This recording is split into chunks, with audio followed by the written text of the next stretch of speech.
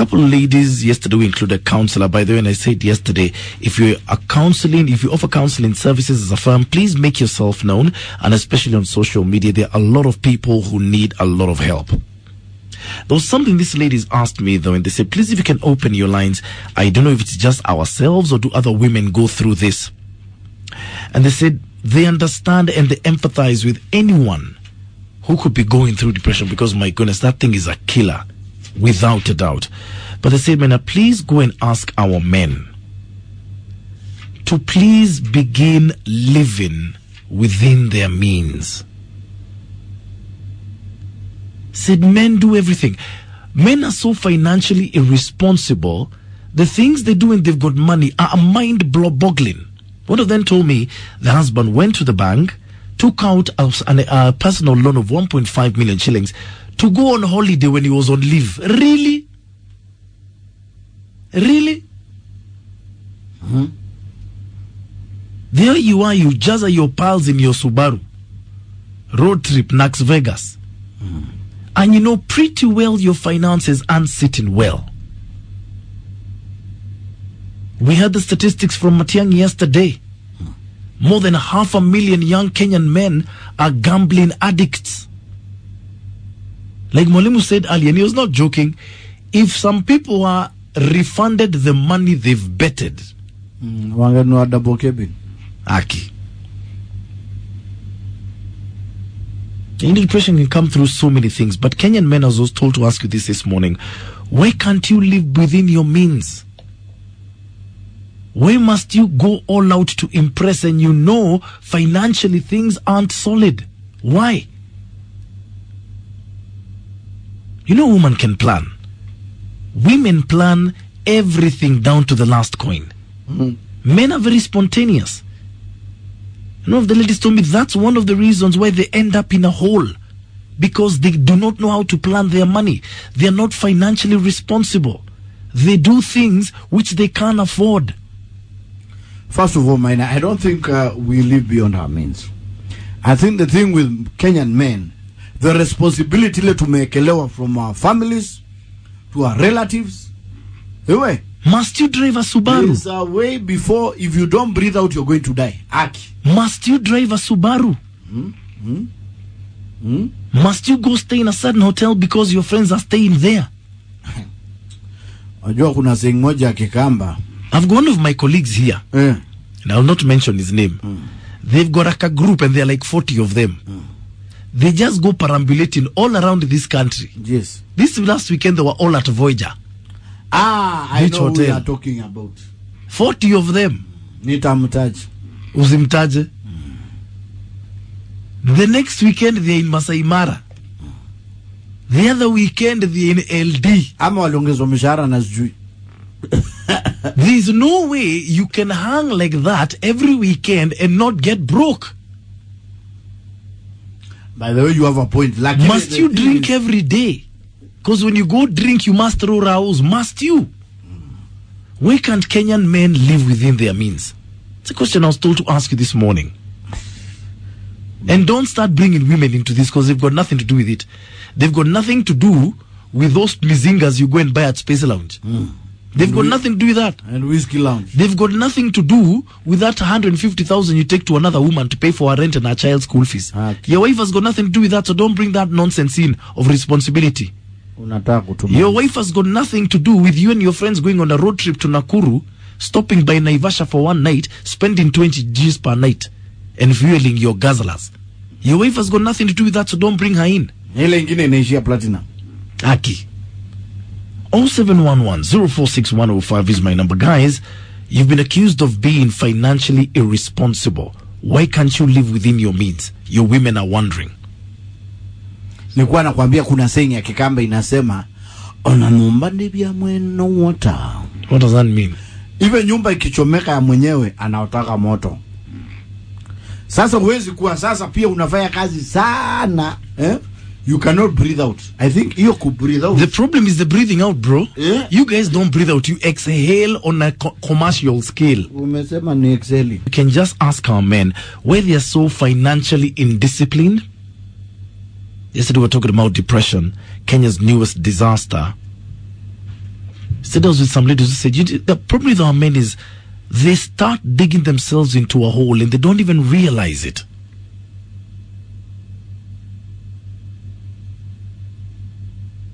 They don't even realize it, that they're slowly digging themselves into a hole.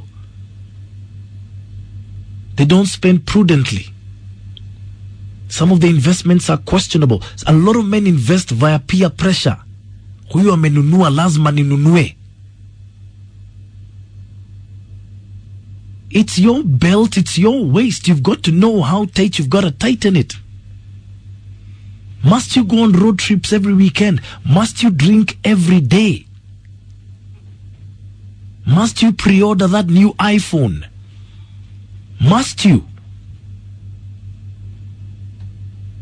That's a question that some ladies asked me to ask their men this morning, because they watch you. But they can't say anything because you're going to ask them, it's my money. What's your problem? Felix Otieno Agola, let me just go to your tweets, saying at times women take advantage of the love you have for them to pressure you to acquire things that are beyond your reach. Yeah, but you can see it's beyond your reach. Why can't you say, hold up, I can't afford this, so no. Kelvin Otoka saying, if a man is not into sports, betting, hanging out with his friends, drinking and politics, what is his role in this life? Because we are gonna go out of this life without anything. What do we notice his role in this life? You can actually be financially prudent and still have a good time. Athman Mel is saying it's a disease with men. We can't figure it out. You're employed for 10 years, but you can't account for what you did and what you earned. But Mama Mboga can build a house in 2 years alone. I love your tweet, Athman. And that's the problem we've got. Can you see it? Morning, Maina. How are you? I'm fine. You know, Maina, I've listened to your story today. Yeah. You know, who makes the money? Sorry?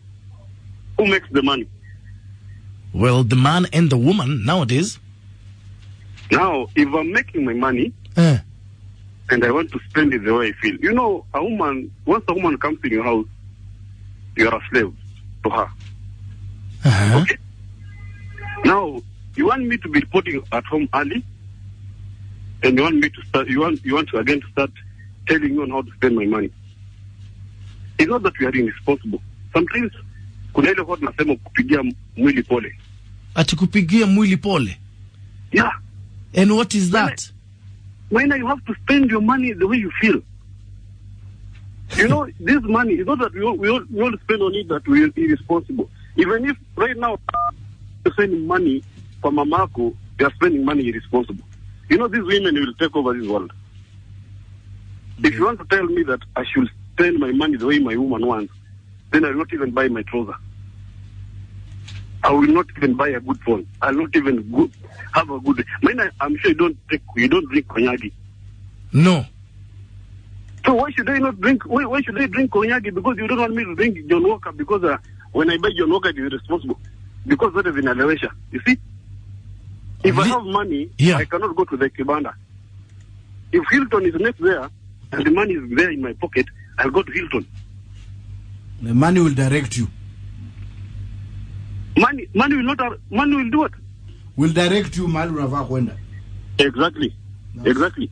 I have to go where I need to go. You know, kuna ile kuteseka. You know, let me tell you one thing. When I was in high school, I nilinunua viatu only twice, 2 pairs. Yeah. In Form 1 and Form 3. Right now, I have over 40 pairs. It is not that I'm irresponsible. It's because these things I lack to them. So when I have money, let me live my life. Let me enjoy. You see, when after high school and college, I used to go. Tulikuwa tunaiba paka hizi mavijiko hivi kwa hoteli kwa vibanda. Because we didn't have money, but tunataka kusurvive kwa hostel. Now right now I have money. Don't tell me what to buy. It is my money. I have to spend. It's not that we are responsible. Women want everything. You see, if a woman tells you like today, I want to go somewhere, you will give her money. Why is she not saying that we are being irresponsible? About story you're betting, you know, you have said that those figures. Matiang'i said 500,000. It's not only men. In fact, nowadays even women win jackpots. Okay.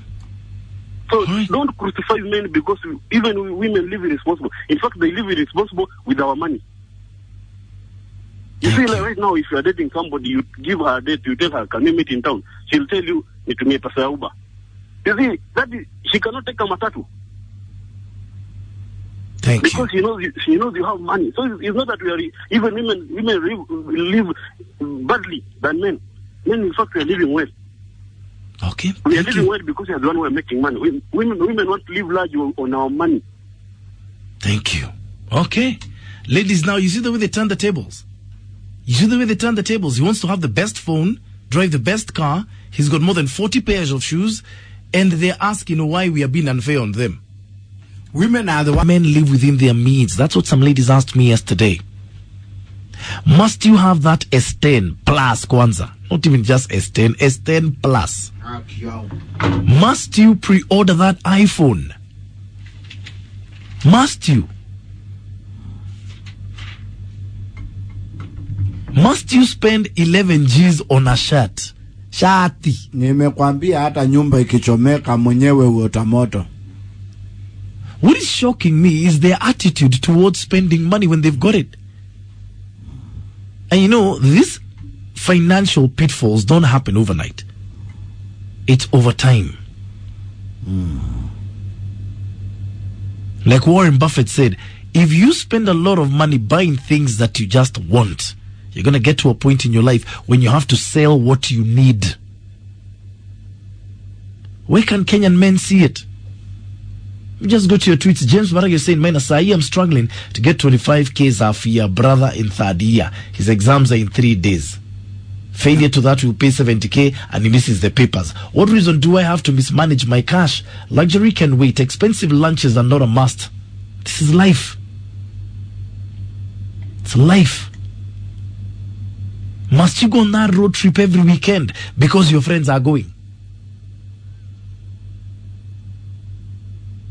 Jennifer Kanyiri is saying he can afford it as his finances can allow. Remember, one shouldn't compare his or her lifestyle with others because you don't know how their finances are. True. Barack Ferguson, you're saying Kenyan men drink like fish and party like animals. True. Justin Kanga is saying, now this is a case of a hyena with blood-stained mouth questioning how the farmers' sheep are reduced. Men get drained right from dowry payment to maintaining these ladies' lifestyles and their insatiable demands. They are part of our mishap. Why can't they admit it? Wow.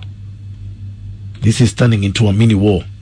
Simon Mine is saying, men of this generation are living their lives by impressing others. We want to impress their friends by buying them drinks carelessly. They still want to send money to relatives. They want to take their girlfriends for unplanned outings. That's going to dig you into a hole. Are we seeing this? Hello, good morning, Maina Kageni. Morning to you. Yes, I start contribute for a discussion. Karibu. Maina, we don't want to be lonely. You don't want to be lonely? Yes. Uh-huh. Watch and Kwambie, if Maina, you come with your X6, mahali tuko kwa party, trust me, every woman atakuwa around you. Mimi nitabaki tuko kakona pale tu. So for me to be enjoying your company, I need to be upping my game. Madem ndio nafanya tufanye hizi vituko. Si mtu kitoka lazima nikae hiyo niko na hiyo swag. Ndio waweze kuongea na mimi. Otherwise nitakuwa ni kama siko. Unasikia wanakuja wanasema, Maina Kageni ni aje? Kingangi ni aje? Alafu niko pale waniona hata wali notice. So, hata ikuwa lonely, lazima tu live large ndio waweze kutuona pia. Lazima ulive large.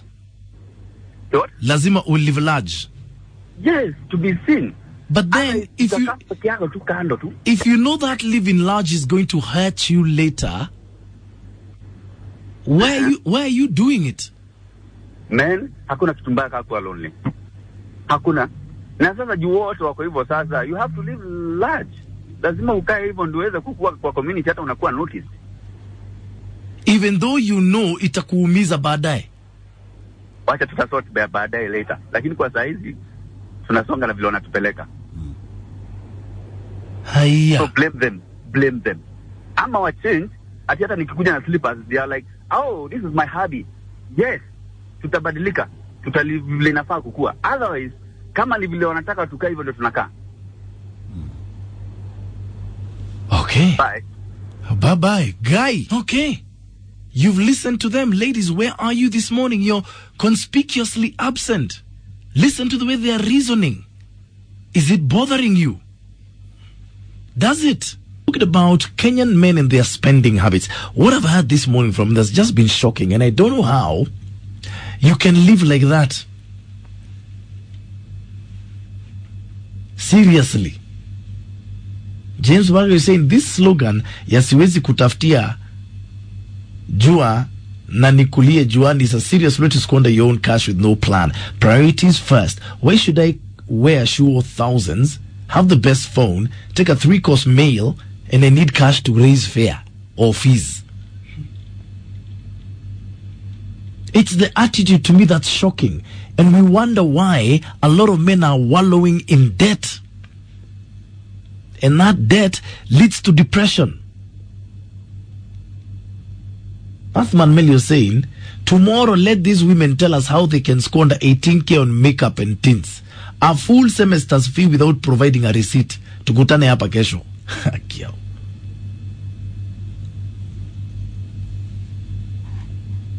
There is a war going on Twitter. Please join in there and give your comments and your 2 cents, tafadhali. Hello. Hello, Classic. Good morning. Morning to you. Sijui nani ana mislead hawa wanaume. Unajua anasemanga atitumia pesa ikuzoee. Hiyo ni uongo. Tumia pesa ziishe. Zitakuzoea saa ngapi kama unatumia vibaya? Instead hawa wanaume wa form chama zenye zitawajenga na kuwainua kimaisha. Yeah. Hawa wanajenga chama za kwenda kuspend. That's true. Living beyond their means. Na mtu wako na madeni, loans, manini. Minor, that's very bad and very saddening. Yeah. Kwanza kuna kamjamaa kamzee kanaitwa tunakaitanga ATM. Kaki collect rent mwisho wa mwezi kako na ploti. Minor by tarehe 5 sasa 6 kamemaliza kila kitu. Anabayanga kila mtu anything anywhere. Mpaka bibi yake anatoka ushago anakuja. Yeah. Yambia Kinganyi pesa they should just leave it. Kama ni hebu uliza Kinganyi kama anaweza endesha vitu. Umesema tumia pesa zikuzoee. Endesha pikipiki, baiskeli ama vitu. Wacha kutembea huku na pesa na gari ya loan, ati gari kubwa. Pesa haitakuzoea, itakuzoea vipi na unatumia pesa ziishe na zitaisha tu ukisemanga juzi nilikuwa na pesa na sahi hauna. Very true. That's a fact. Wache kujidanganya.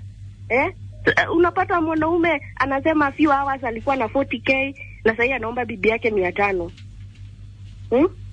Na wataki kuulizwa hiyo pesa imeenda wapi. Wanasema ni pesa yangu natumia vile nataka. Aki.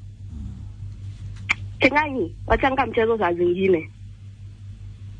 Can I hear name? And actually, wanaume ile chama wana form si ya ku save chapa na ku invest.